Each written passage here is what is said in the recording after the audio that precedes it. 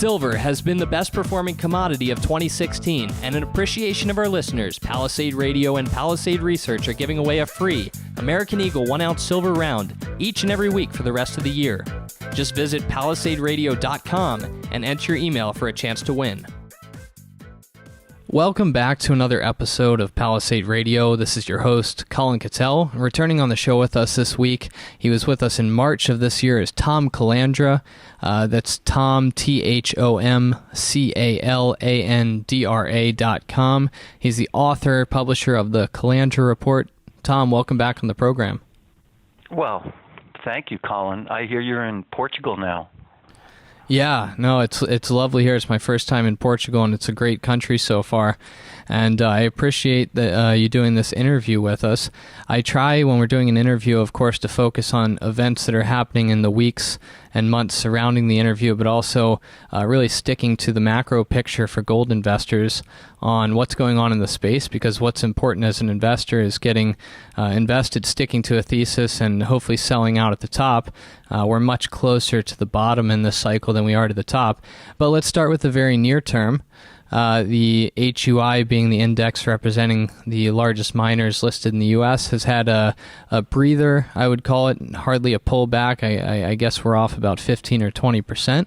But after a 100% move in these stocks since January, nothing to get alarmed about. What are you telling your listeners and readers on the recent pullback in these mining stocks? Well, generally, Colin, I try to let people know that one of the great mistakes of my professional career was trying to forecast too much. And I'd say with age comes wisdom, and I've given that a little bit of I've put that into relax mode. However, I have been telling them that, the one thing we need to look out for in commodities, because most of them are dollar denominated, is a rush to safety into the dollar, right?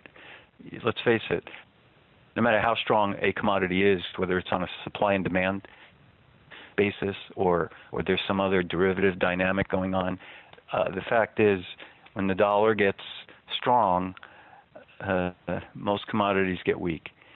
I love the situation for gold, the supply and demand situation. I love the fact that there are some new discoveries out there that are generating interest among ordinary folks. I love platinum. I think platinum's probably even more of a buy right now than gold. I don't know if you remember, Colin, when platinum used to trade at 40 or 50% more than the price of gold. Now it's trading at probably 15% less than the price of gold. That kind of spread is going to change. But right now, platinum and the platinum group metals have been a victim of, I'd say, light speculation that has to do, of course, with the global economy, the Volkswagen diesel scandal, and a few other things. So I'm as one would expect, Colin, and as I expect you are, I'm not just hopeful, but I have every expectation that gold and platinum, and of course silver, and a few other elements are just going to probably be some of the best performers going out the next 3 to 5 years in the investment markets, in the hard assets. Thom, we put together a chart at Palisade Research, I think a couple of months ago now, where we took platinum and put it against gold over the last 30 or 40 years. And as you had said, platinum typically trades at a nice premium to gold, which makes sense. It's more rare. It has industrial uses, jewelry uses, and of course it's a storage of money. Over the last 2 years, it's traded at a strong discount to gold. Many would say the reason for that is a slowdown in China. Platinum and palladium are both used in catalytic converters, either for diesel or petro cars. And there's been a lot of concern about a slowdown in China and globally, which brings me to a question of not just platinum, but platinum and all of the base metals. It's very easy, in my opinion, a very sound, I should say, thesis to be strong on gold and silver right now. A lot of money printing around the world. There could be weakness continued in the economies. But at the same time, you have all the other commodities like platinum that are even cheaper than gold have been. What do you think about putting your money into these things, considering that we're also bears on, say, the U.S. economy and maybe global growth over the next few years? Well, I think on the platinum group metals, we'll probably see continued labor difficulties in South Africa. And let's face it, there are very few places in the world outside of South Africa and Russia where you can easily start up a platinum group metals mine. So I think the supply and the demand there are going to be fine regardless of the global economy. And I truly believe that platinum as a jewelry, platinum as a collectible can only grow in popularity because of mostly China, but Japan as well. So I love platinum. I actually continue to buy physical platinum coins, and I actually just started buying the Sprott Platinum Trust,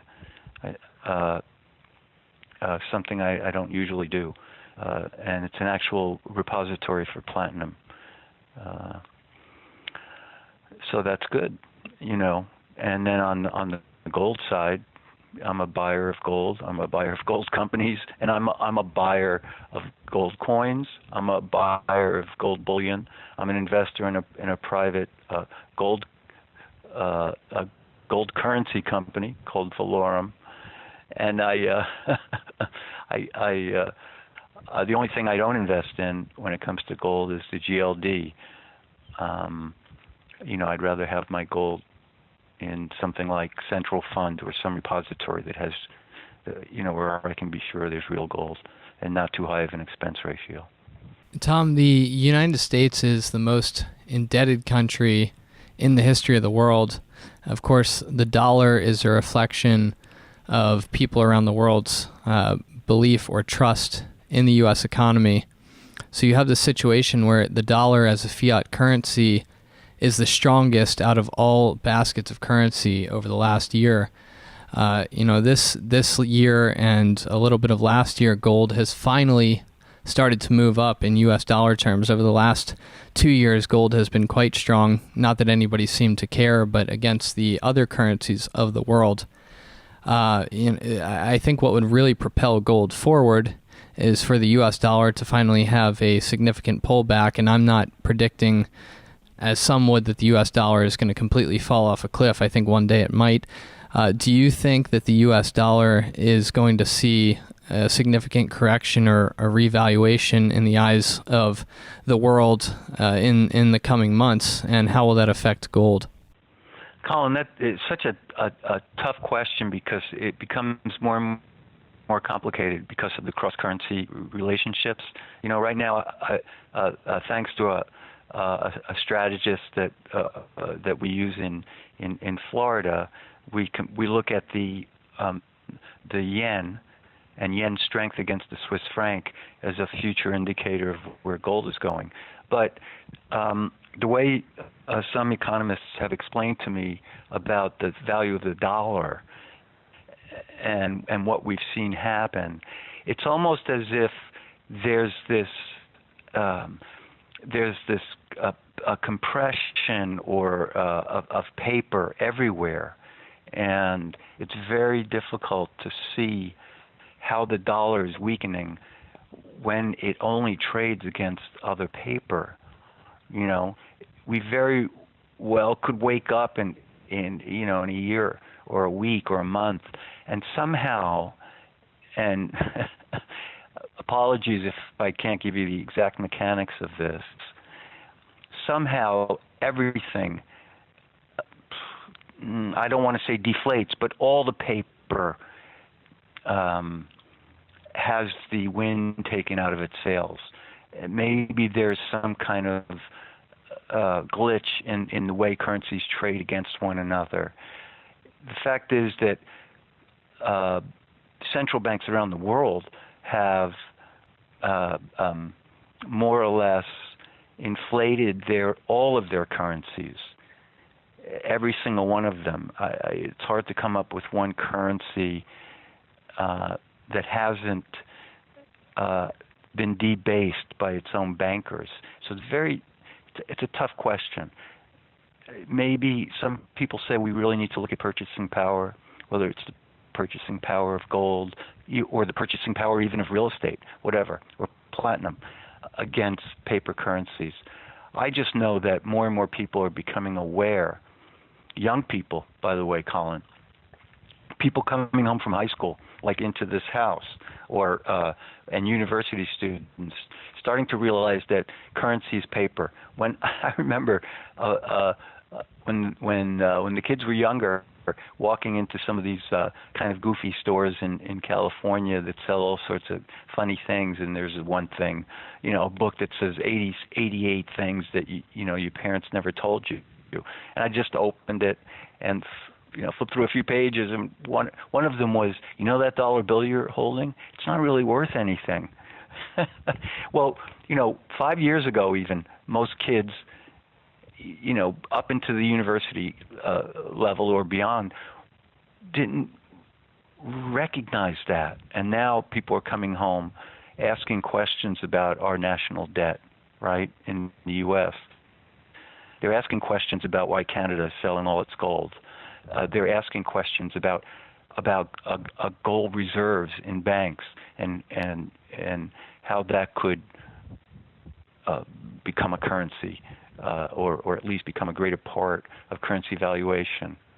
So I'm very hopeful that there'll be some kind of reordering of paper and hard assets being put into vaults to back up that paper.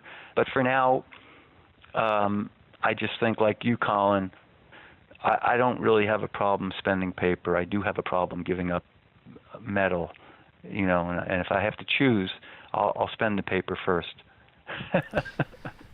Well, Thom, the U.S. dollar and the U.S. equities have gone up in tandem over the last few years. They're obviously both connected, very much so, to the global policy on money printing. The U.S. dollar, it's kind of shocking to see with how many more dollars are being printed that it's continuing to go up. The U.S. equities make some more sense. I know from our discussion before this call, we were talking about putting some shorts onto the U.S. equities. I think makes a lot of sense. Do you think that the U.S. dollar and the equities will both drop at the same time? Do you have no idea? Are you just bearish on both because the fundamentals at some point will let go? Yeah, good question. Often when a currency gets devalued, it's happened in Mexico. I don't know if you remember, it happened in Switzerland a couple times in the past 10 years. When a currency gets rapidly devalued, the equity prices tend to rise, sometimes by a corresponding amount. I think I remember in Mexico, you woke up one day quite a few years ago and the currency had been devalued by 25%, and the equities rise 25% that day, right? So that tells me there are always going to be good values, operations that are worth the paper that represents them, because they actually have real assets, whether it's real estate or some business that represents real hard assets. I just know that somehow almost every currency in the world that's been debased will see its purchasing power reduced, in its paper form, if you're trying to get hard assets for it. And those hard assets include food, right? Agriculture, farmland, real estate, metals, construction material, fuel, and so on. That's about the best I can do, Colin, on that, because I'm mystified at how it's really going to play out. And And so the only way my ultimate insurance is, of course, having plenty of metal stashed away in the hamper, but also being short some of the more aggressive technology indexes, right, using derivatives. Well, Thom, my listeners, investors in general, always interested to hear the names of junior mining companies that people are interested in and the reasons they're interested in them. I don't want to give away all of the companies that you're writing up because people are paying for that at the Calandra report, but I will be selfish in talking about a couple of companies that I know you're interested in and talking about that I'm also invested in, and talking about. Let's start with Ancor Gold, and maybe you can give a short synopsis of the company. And they've had some very positive news over the last couple weeks. In fact, this week, some advancements made. They're based in Cambodia. What can you tell us about Ancor? Well, Colin, Ancor is always a pleasure to talk about because I've been involved with them for 5.5 years, going on 6 years. I've been there 12 times to the properties in 5 years. Mike Weeks and Delane Weeks and John Paul Dow and the entire team there, who include, by the way, a lot of besides a whole bunch of Canadians from Alberta, also include a lot of Cambodians, are just doing a terrific job. Cambodia's a fast-growing country. It's got the fastest economic growth rate in the past 6 or 7 years of all the ASEAN nations, 11 or so. ASEAN nations, nations like Vietnam, the Philippines, Thailand, and so on. It's a beautiful place also. And Phnom Penh reminds me of Ulaanbaatar in Mongolia 12 years ago, right? That's how fast it's growing. And, Ancor is doing a very good job of putting in place good corporate social responsibility efforts like building schools, teaching English, teaching computer, growing bamboo, putting in water storage tanks, latrines in schools, especially for girls, right? Young girls that have to sit through 6 hours of school because they can't run outside and go pee in the weeds. As far as the investment itself, it's held water. It's not the most liquid stock, ANK. I own about 550,000 shares, and I also did participate in one a private placement with Mike Weeks and Ancor Gold. I think it's largely because the company's not very promotional, but lately it's been getting some publicity because the Japanese went in there through their JOGMEC, a quasi-governmental agency, and invested in a copper project called Halo in the northwestern part of the country, and also the northeastern part of the country. Excuse me. And then there was another Canadian company, Blue River, went into another project, also in northeast Cambodia, and and of course the headline there is that they got they finally, I think it was yesterday, finally got final ministry approval at every level for the Mesco gold mine at Plum Sarung that Ancor Gold discovered, and that they have a sliding scale royalty that goes up to 7.5%. So, Colin, I mean, if you own the stock, it hasn't really participated in this rally of the past 6 or 8 months, but it. In the past 5 years, it's held up better than almost any gold stock in the world. And now maybe it's time to see a little liquidity in the stock, maybe a little promotion. Certainly the gold mine being approved and Mesco actually going into production with that mine in the next 6 to 9 months will help. So it's probably one of those things where, as soon as the market realizes there's going to be a first pour from the mine, that the stock will start to perform. It's a tiny, well-run company with probably more concessions than any other company, mineral concessions than any other company that's active in Cambodia. And I think there are only 5 or 6. Most of them are Australian. Yeah, Ancor Gold has not moved very much over the last 6 months. We were talking about this before the call, the rubber band effect that you have in any bear bull market situation where many companies get pulled down drastically in the sell-off that happens in Ancor Gold, and this is a testament to their management. Did a great job on protecting investors and keeping things moving along, and they didn't suffer as badly as a lot of the companies did over the last 5 years, and so they haven't had that reflexive move back because they didn't need to have it. But a great company and one of the only pure plays on Cambodia, Cambodian gold. Another company with a similar story that didn't go down very much in the bear market was Extra Gold, and they're based out of Ghana. What can you tell us about Extra Gold?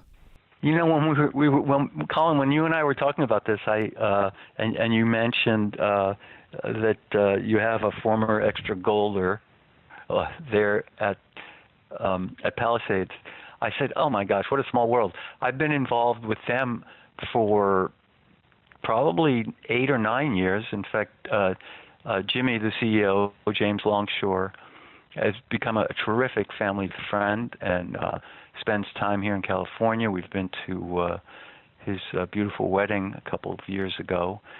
And I've been an investor the whole time, never sold a share. Saw that thing go from 10 cents to $2.50 almost a few years ago based on its holdings in Ghana, in and around the Kibi Gold Belt. Once again, more concession, Extra Gold, XTG, Colin, they own more mineral concessions, actual licenses, than any other company in Ghana, which is a very well-developed democratic nation. More than Newmont, which has a very large office and a very large presence in Ghana. And I just think when you buy, if you're going to do a country play, you always want to own the one that has, most of the real concessions. And I think there you have a company that whose stock is so well managed. I mean, James and his team, the executive team, are loath to issue new stock. I don't think I think there's been one placement or two in the past 5 years, and they've raised maybe $2 million. I think there are 38 million shares or 40 million shares diluted total. And as you know, or probably know, Jim and his geologist Yves Clement and his team have been running the company from revenue they get from subcontracting out the mining of alluvial gold. And what I tell our folks here, and I've been over there 5 times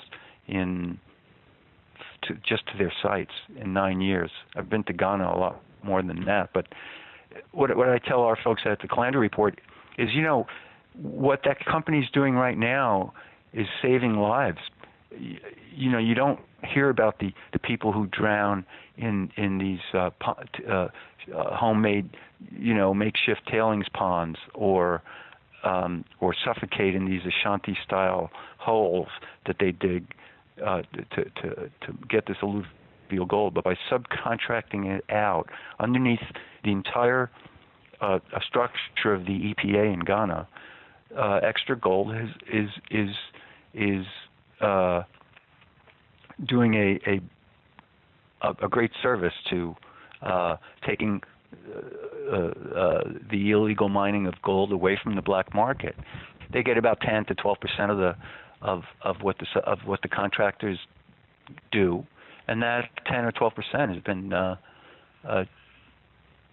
tremendous. I mean, they've more or less raised, I don't know, I'd have to say at least $3.5 million in the past 2.5 years, and that helps when it comes to exploration.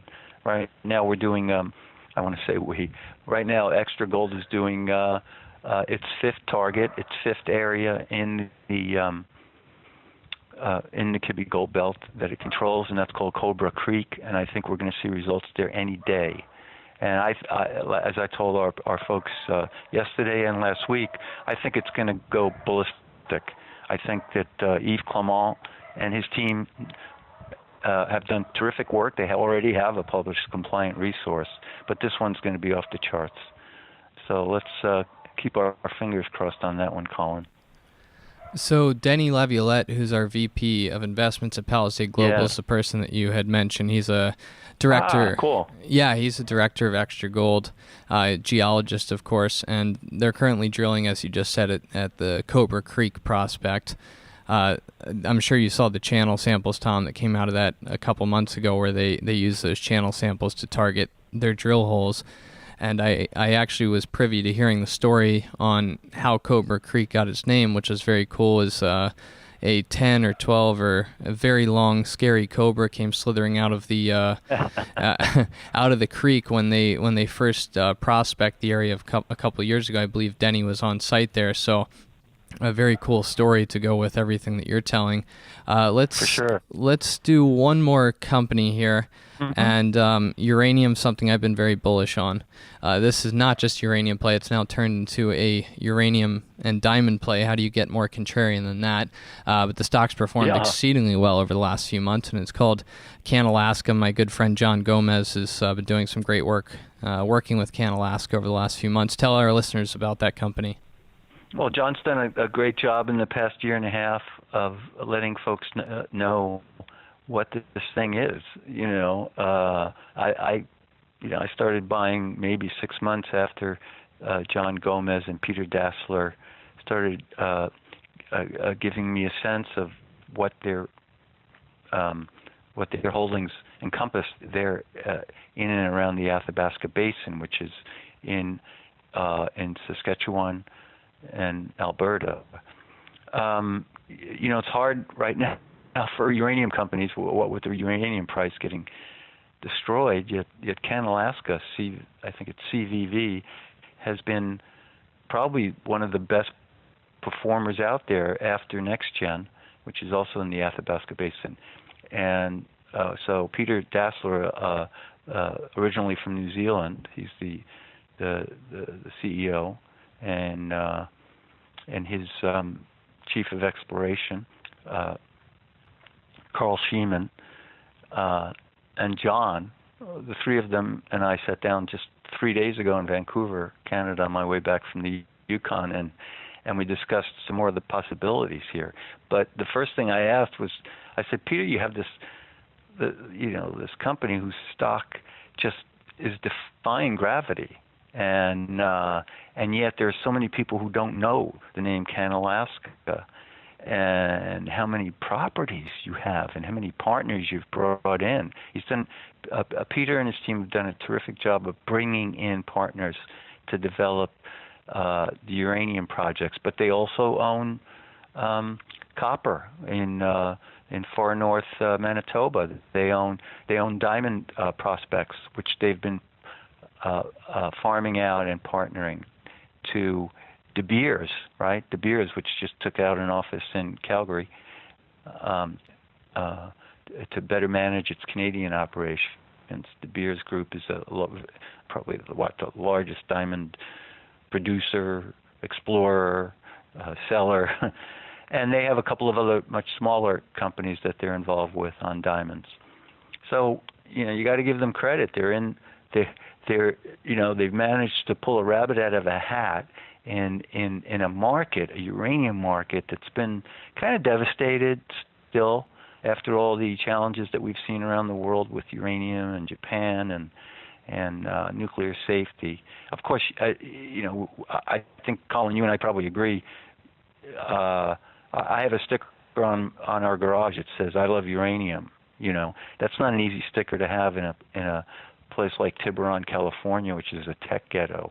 And sometimes it makes my wife a little nervous, but I do love uranium because until we create the ultimate perfect fuel, I'm willing to say that I'd rather see more uranium plants and fewer coal-fired plants. I'd even love to see fewer hydroelectric projects because there's a downside to hydroelectricity, and that's that you're channeling water, building reservoirs and dams and changing the natural patterns. It's not good feng shui, as they say. Let's keep our fingers crossed for uranium, and also hope that creative people like John Gomez and Peter Dassler and Carl Schiemann at CanAlaska can manage to develop uranium projects in such a poor market and keep their market cap up and investors interested. Well, Thom, California, a tech ghetto indeed, and you're a true contrarian for living there and being a precious metals investor. Probably not too many people around you have the same views. I have a lot of listeners telling me they like these longer interviews. We've gone on 30 minutes now, and I appreciate us going on here and you giving your time. For all of our listeners, definitely visit thomcalandra.com.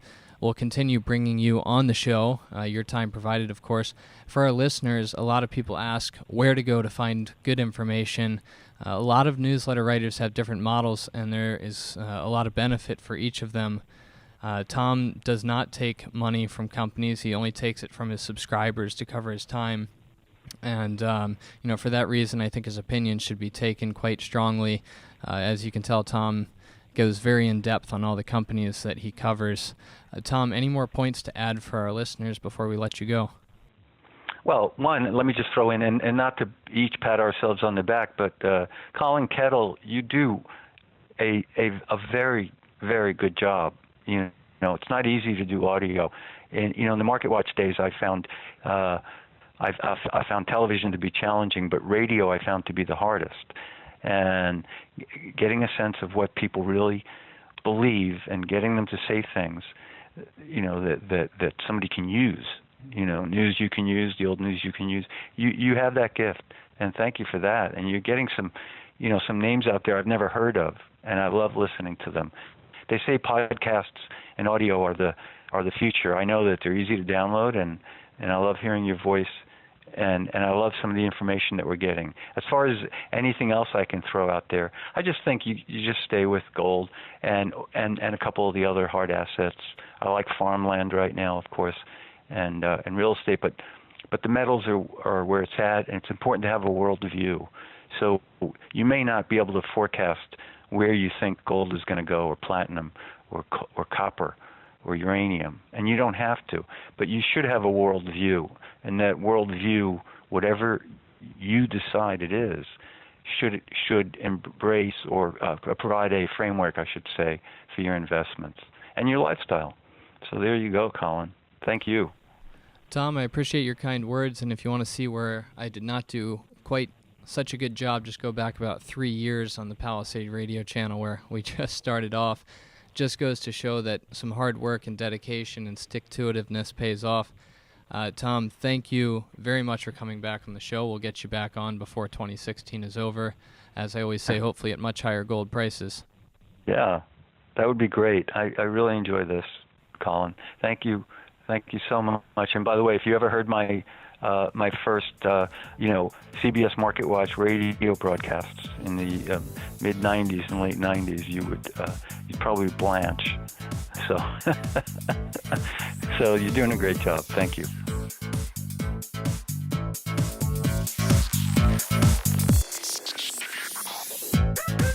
Think you understand the junior mining sector, and you think that the participants in the mining sector, junior mining sector, are good people and kind people, hit the bid. And the world is always going to need raw materials. It's going to need copper and gold and nickel and so forth. Totally destabilized. Hey, Troll, did you hear what's going on in Yemen? Or are you too stupid?